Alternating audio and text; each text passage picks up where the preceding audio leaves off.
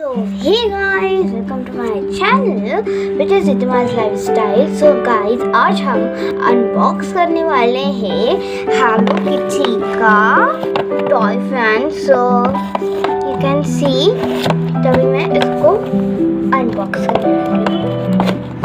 So I unboxed it.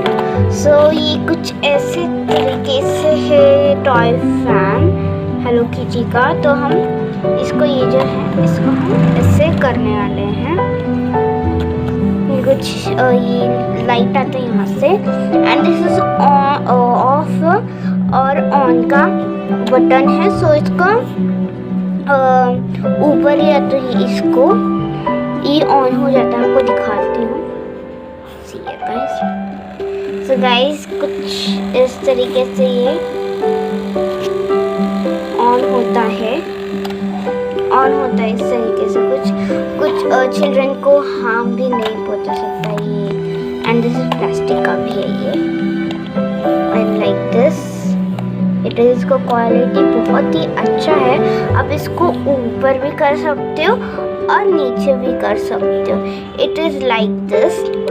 सो आपको ये video अच्छा लगा तो please like share comment and subscribe to my channel which is Ridhima's lifestyle और बेल घंटे पे बजा देना.